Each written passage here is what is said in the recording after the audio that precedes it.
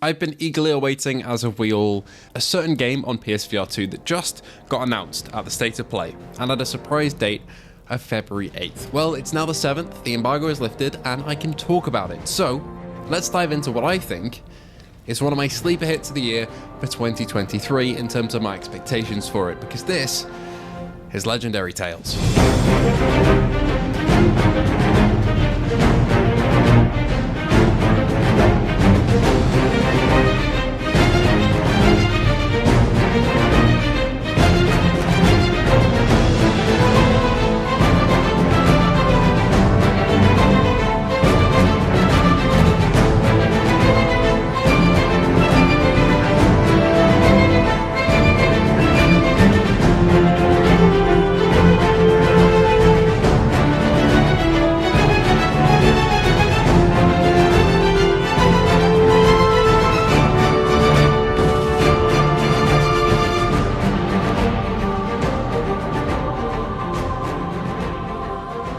Legendary Tales is a fantasy action RPG that feels like a mix of Dark Souls, Skyrim, and Blade and Sorcery.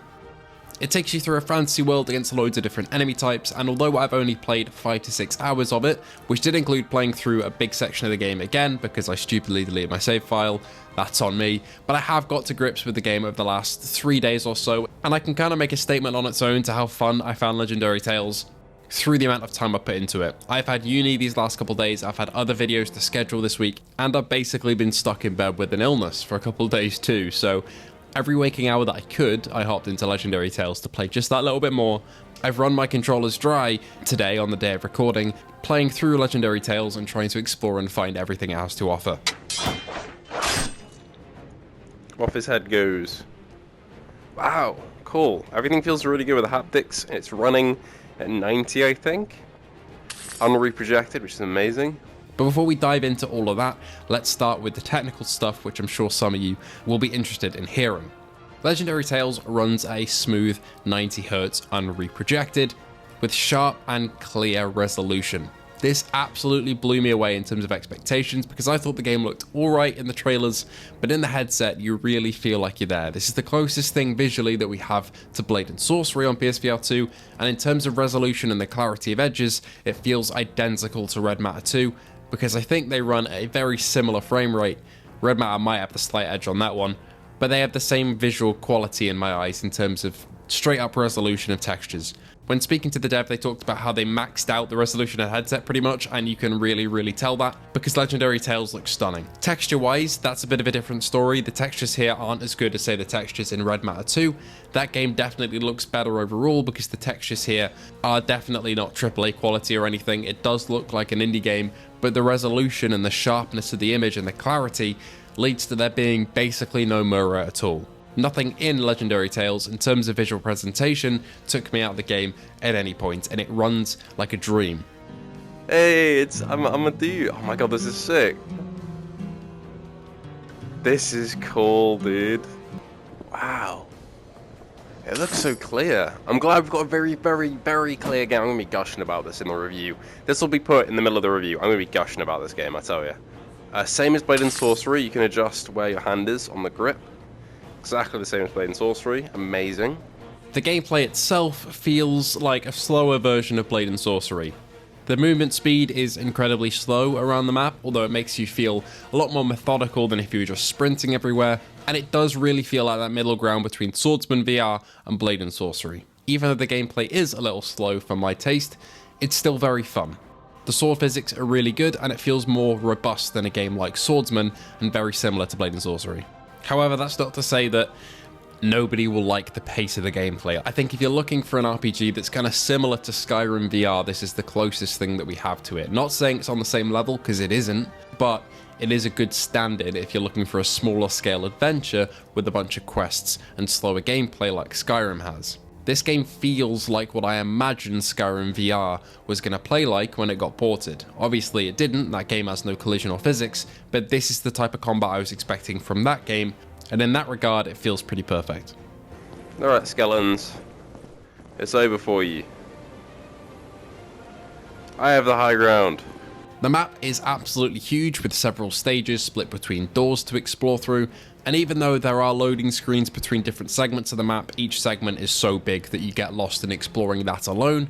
They're all packed to the brim with enemies to fight, quests to take, and cool sights to behold in the lovely looking 90Hz, very sharp, unreprojected visuals.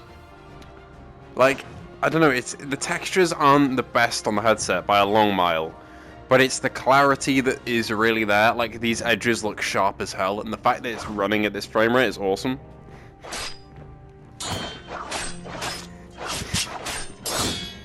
That was sick.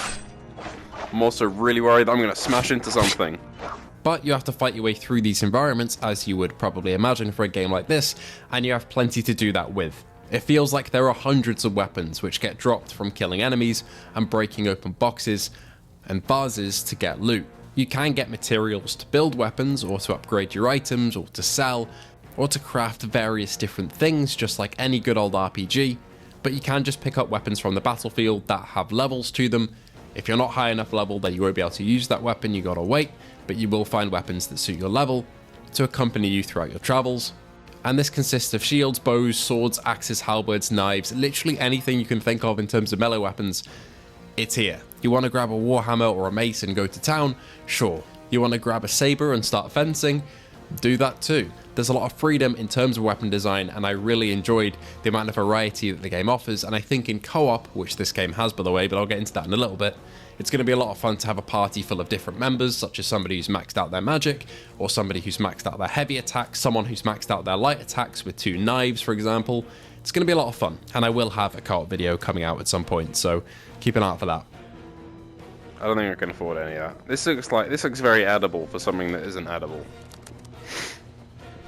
Like any good RPG, there are also upgrade trees and skill points, and there is so much to explore in these trees. You can have multiple characters, but in each of them you decide which points go where at the start of the game and as you level up. You'll assign your base points to your strength, your dexterity, your main 3, and then they'll be set and you'll upgrade them as you get better and progress through the game. That'll happen naturally, but the skill points you get after you assign your base skill points will be put into things like your magic and your intelligence and all of that stuff. The point is there's a lot of versatility in how you build your character and what you put your skill points into, and you can also go and do your perk points too, which allows you to upgrade your chances of a critical hit, for example, or increase your stealth, or unlock new magical spells for you to use against the enemy, such as lightning or fire, and there is so much to unlock here. I've barely scratched the surface as I'm not really a magic user, but I have played around with it a little bit, but honestly I feel like I'm just at the tip of the iceberg in terms of unlocks. There is a lot here, that's the main point. The game's expensive, but if this is your type of game, then you're going to get a lot of content out of it. Oh, everything breaks though, it's so satisfying. These don't, but... Oh. That was slick. That was slick. My only gripe with this game is that the combat can be a little bit repetitive as you're trekking through some of the same areas. It does help that you don't have to trek all the way back to camp. There's a really neat spell that you have where you open a portal with both your hands, which is so cool, that you then go through it, it takes you back to your main campsite immediately, and then that also opens a portal in your campsite so you can return to wherever you left off. That is really appreciated. Absolutely love that feature in this game, and the magic itself just has all sorts of fun stuff like that. So I need to with both hands, do I? That is sick. But that's much appreciated. The only thing is that the enemy design isn't overused, but there's one type of enemy for each area, really. And fighting through them can get a little tedious. Although, it does make good use of that Souls-like design where they all have different movesets, and you can actually accurately predict where they're going to swing to block and parry and riposte and take out enemies with ease. There's a definite learning curve to all of the enemy design and the animations, which I really appreciate, having that depth and rewarding players who want to learn the enemy timings and the combos and the attacks that they do. It definitely feels like the most Souls-like game that I've played on PSVR2 and in VR. The only other game that would come close to this, I think, is Grimlord, which I still need to jump back into again, so I'm not quite sure the status of that game, and it's not even on PSVR2 yet. So why am I talking about it? Like any great RPG, there are also bosses around the map. I've run into a few of these. Some of them have been alright, and some of them have kicked my ass, such as this one. You look new. Yeah, it's you. Holy shit. Oh my god. You're not a friend then. Tormented gladiator. I'm gonna die. I'm gonna die here. I do not have the health or any of the facilities to be. Yep. And ultimately they're there to offer a good bit of variety and challenge for players who want to complete those quest lines. Speaking of quest lines, the NPCs around the map don't have voice lines or anything like that. They are text-based, which is perfectly fine. They all have decent character designs, and I enjoy taking quests from them and completing them. Sometimes you'll also just find an item around the map that will lead you to a certain quest line, like I found a piece of treasure that belonged to a certain character that I then had to go and find. It's just stuff like that that makes the world feel a bit more interesting to explore, and I appreciate that that's in here. And finally, the game has co-op, which I don't unfortunately have any gameplay of for you, but I will be having a couple co-op videos come out maybe in the next couple weeks. The first one will drop in a couple days, because genuinely co-op is one of my most anticipated things to experience in this game. I don't want to give you a full verdict on how well co-op works, because it does depend on peer-to-peer connection, so it should be completely fine if your Wi-Fi is good, and I can't really say how fun that's going to be, but it's very fun in single player, so co-op is going to elevate this game in my rankings, I think, tenfold, and I can't wait to play that with Electrical and with Outcast and with Darth Maul and Ninja.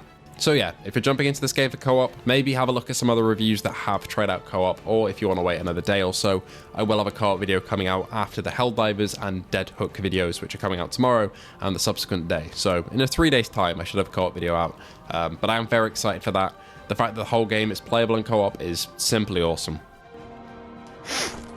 Okay, I can get a bit away with a bit of to-ing and throwing. I'm throwing myself. Shit! Okay, we're down here now. We're down here now.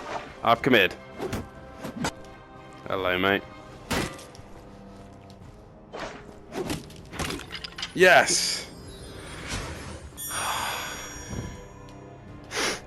Oh, yes, that felt so satisfying to beat him. So there we have it. I'm glad my voice has recovered enough for me to talk about this game in depth. It's been a fairly long review, and I hope you all have enjoyed. Are you going to pick up Legendary Tales? Is it too pricey for you? I really do understand the price is very, very high for a VR game, but I do think you can get, 50 hours of gameplay or even more if you want to put in the time and the work, and you like this little niche of gaming, which is VR RPGs, which are very crunchy with their menus and their manuals. That's probably my final note as well. There's a manual in this game. Definitely refer to that if you're lost. I had to do that a couple times and it really helped. At the end of the day though, my verdict is that Legendary Tales really encapsulates that, oh, I'll just have one more go mentality, where it really makes you want to jump back into the game and explore everything it has to offer. Just have one more run at that dungeon. See if I can beat that boss this time. This time I'll take this item, and I'll grab this shield and this weapon, and this time I'll actually do it. It made me think those thoughts so often as I went back to try a boss again or a dungeon level again. And while it can be punishing and the level design and the enemies are very indie and might feel repetitive to some people, you do cleave your way through these enemies once you do scale up in power, so it really isn't too bad.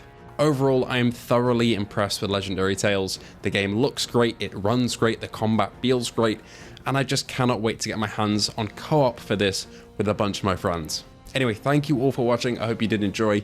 Legendary Tales is a pricey game, but I do think if it's for you, it has such a vast array of content with many quests to keep you coming back and a really solid 10 seconds of fun gameplay loop that spices itself up every single time with different weapons, enemy types, and bosses.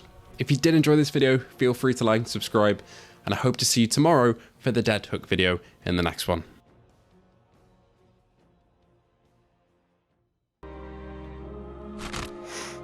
Oh, this is giving my stomach some very not nice feelings. Oh my god, almost missed it. God, why is this more terrifying than Horizon? I think it's because I'm being attacked mid-air.